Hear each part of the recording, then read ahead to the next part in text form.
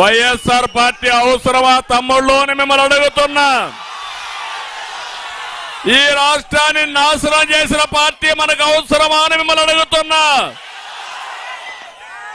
అందుకే చెప్తున్నా, వచ్చేది యుద్ధం, ప్రారంభమైంది యుద్ధం.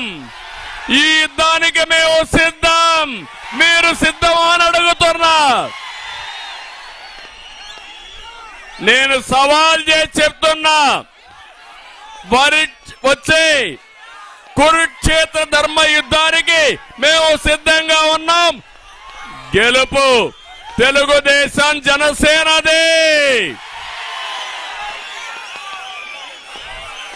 ఒక విషయం మనం గుర్తుపెట్టుకుంటే,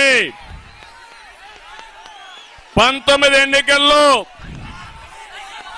ముద్దులు పెట్టాడు, బుగ్గలు నిమిరాడు. మీరంతా మోసపోయారు, ఓట్లేశారు.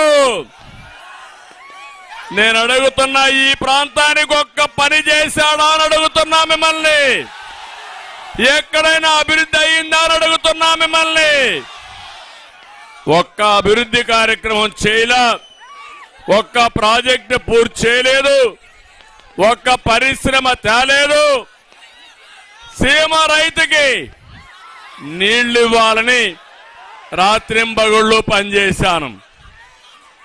ఆ రోజు ఒకటే ఆలోచించాను, నేను కూడా రాయలసీమ బిడ్డనే, ఇదే జిల్లాలో పుట్టారు, అవునా కాదా? నాలో ఉండేది కూడా రాయలసీమ రక్తమే. అందుకని ఈ రాయలసీమని రతనాల సీమ చేయాలంటే నీళ్లు కావాలని ఆలోచించాను.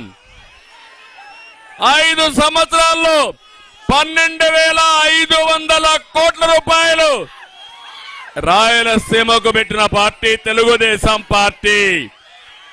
జగన్ ఏం పొడిచాడో చెప్పగలుగుతారా వైఎస్ఆర్ కాంగ్రెస్ నాయకులు?